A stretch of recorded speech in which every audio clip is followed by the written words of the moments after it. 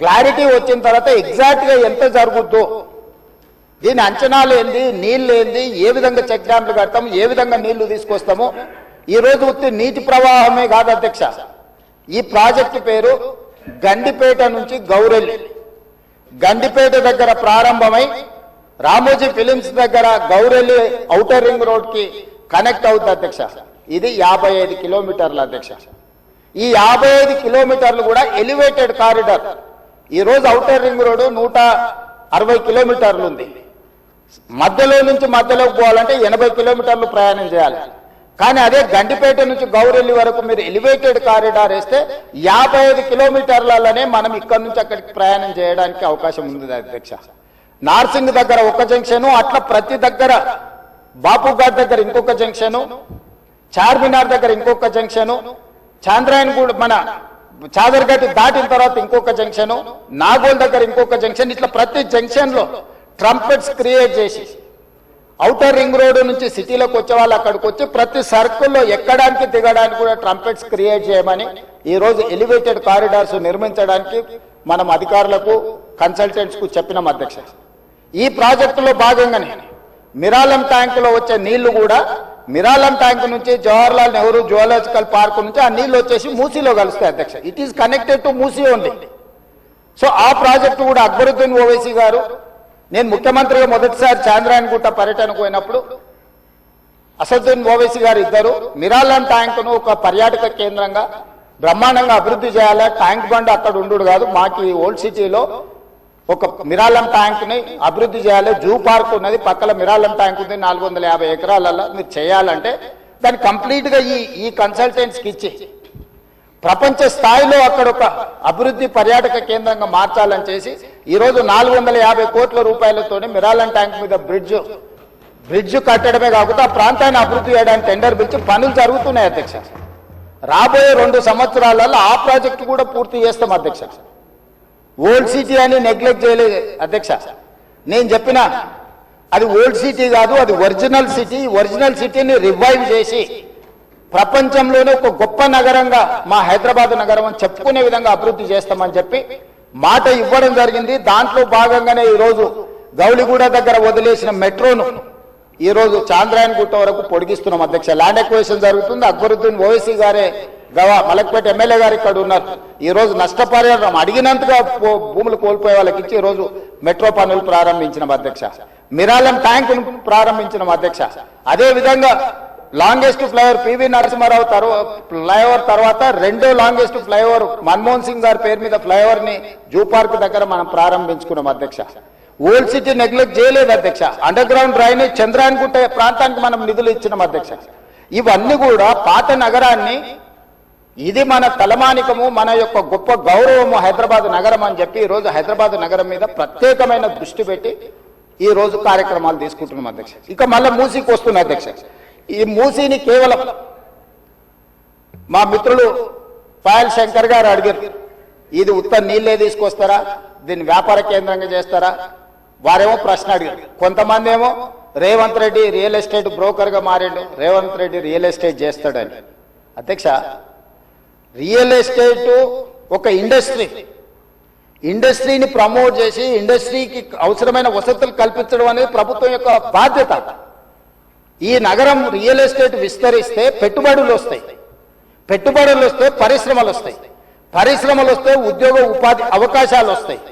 ఈ రోజు ఎకానమీని మనం పెంచుకోవాలంటే, ఆర్థిక వ్యవస్థ బలోపేతం కావాలంటే ఆ రోజు కూడా ఇట్లనే మాట్లాడిన డాక్టర్ వైఎస్ రాజశేఖర రెడ్డి గారు, అంతకంటే ముందు నేదురుమల్లి జనార్దన్ రెడ్డి గారు హైటెక్ సిటీకి మొట్టమొదటిసారి ఫౌండేషన్ స్టోన్ వేసినప్పుడు పి జనార్దన్ రెడ్డి గారు పట్టుబట్టి మొట్టమొదట ఫౌండేషన్ స్టోన్ హైటెక్ సిటీకి పడ్డది. పి జనార్దన్ రెడ్డి గారు ఎమ్మెల్యేగా ఉన్నప్పుడు, నేదురుమల్లి జనార్దన్ రెడ్డి ముఖ్యమంత్రి ఉన్నప్పుడు పివి నరసింహారావు గారు వచ్చి మొదట హైటెక్ సిటీకి శిలాఫలకం వేసింది వాళ్ళు.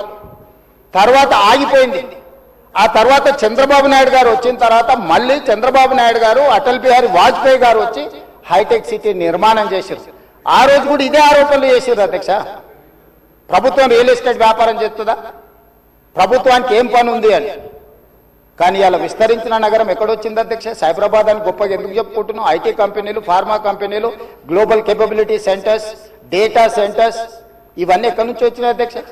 ఈరోజు ఫైనాన్షియల్ డిస్ట్రిక్ట్ నాలెడ్జ్ పార్కులో ఎన్ని లక్షల మందికి ఉద్యోగాలు వచ్చినాయి అధ్యక్ష?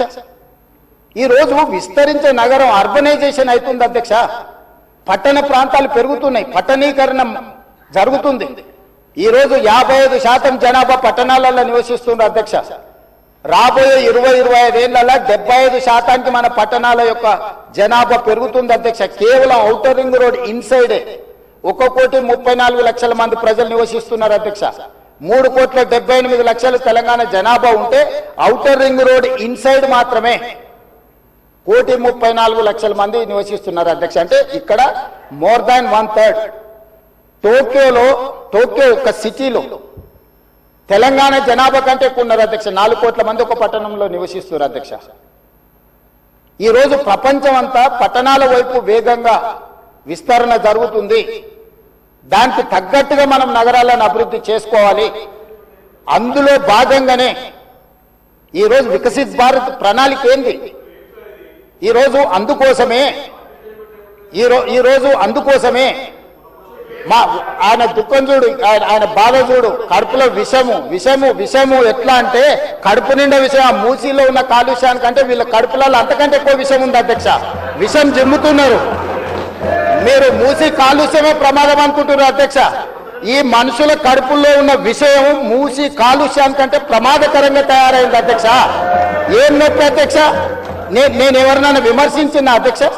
నేను ఈ ప్రభుత్వం ఏం కార్యక్రమాలు చేపట్టబోతుందో సభలో సభ్యులు మాకు తెలవాలని అడిగినారు. పాయల శంకర్ గారు ఏమడిగినారు అధ్యక్ష? మేము సభ్యులము, ప్రభుత్వం ఏం చేస్తుందో మాకు వివరించండి, మేము కూడా మా చేతనైన సాయం చేస్తామని మాట్లాడినారు అధ్యక్ష. నేను వివరాలు చెప్పే ప్రయత్నం చేస్తే విషయం ఎందుకు కక్కుతున్నారు అధ్యక్ష? ఈ రోజు క్వశ్చన్ అవర్లో సప్లిమెంటరీ క్వశ్చన్స్ 2 ఉంటాయి. 10 క్వశ్చన్స్ ఉండవు, 10 మందికి ఇయ్యరు.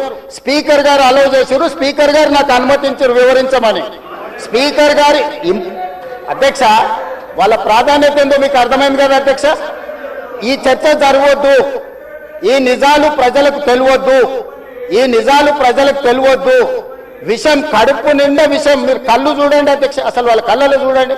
వాళ్ళ కళ్ళెక్కిన ఓలే శక్తి ఉంటే ఆ విషపు కళ్ళతో చూస్తే మొత్తం కాలి బూడిదైపోయేటట్టు చూస్తున్నారు అధ్యక్ష. కప్పిపుచ్చుకోవడానికి అద్దాలు పెట్టుకుంటున్నారు అధ్యక్ష. అది కప్పిపుచ్చుకోవడానికి అద్దాలు పెట్టుకుంటున్నారు అధ్యక్ష. అద్దాలు పెట్టుకున్నా మీ విషపు చూపులు ప్రజలకు అర్థమవుతాయి. అందుకోసమని నా మాట ఒక్కటే అధ్యక్ష. ఈరోజు తెలంగాణకు ఈరోజు నగర అభివృద్ధి చేయడం మా బాధ్యత. ఈరోజు ఇన్ని మాటలు మాట్లాడుతున్నారు కదా అధ్యక్ష. ఆనాడు కాంగ్రెస్ లో గెలిచిన ఎమ్మెల్యేని తీసుకొని మూసీ రివర్ డెవలప్మెంట్ కార్పొరేషన్ కు చైర్మన్ చేసింది ఎవరు అధ్యక్ష? ఎవరు? ఈ రోజు వివరాలు చెప్తుంటే ఆ నొప్పెందుకు అధ్యక్ష? ఆ నొప్పెందుకు? మీరు అనుమతి ఇచ్చిన తర్వాత వాళ్ళెవరు అధ్యక్ష ప్రశ్నించనికే? వాళ్ళెవరు సభ్యులు? ఈ రోజు అక్బరుద్దీన్ ఓవైసీ గారు, పాయల శంకర్ గారు, లేకపోతే కాలేరు వెంకటేష్ గారు. ఆ కాలేరు వెంకటేష్ గారినైనా చూసి నేర్చుకోండి, కనీసం ఒక అవగాహన వస్తుంది. స్పష్టంగా నేను అంబర్పేట పోయినప్పుడు చెప్పిండు, 100% అంబర్పేట శాసనసభ నియోజకవర్గంలో మేము మూసీ నది ప్రక్షాళనకు సహకరిస్తాము.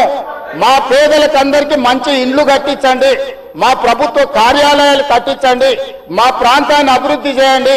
నేనే ముందు భాగాన నిలబడి మూసీ నది ప్రక్షాళనకు సహకరిస్తానని అంబర్పేట ఎమ్మెల్యే కాలేరు వెంకటేశ్వర గారు ముందుకు వచ్చి బహిరంగంగా మైక్లో చెప్పిండు. నిన్నగాక మనం వచ్చి నన్ను కలిసి చెప్పిండు.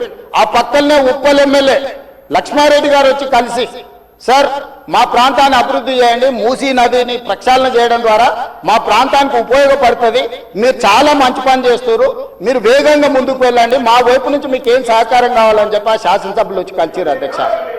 ఇవాళ నేను ఒకటే అడుగుతున్నా అధ్యక్ష, ఈ రోజు మూసీ నది ప్రక్షాళన చేసుకుంటే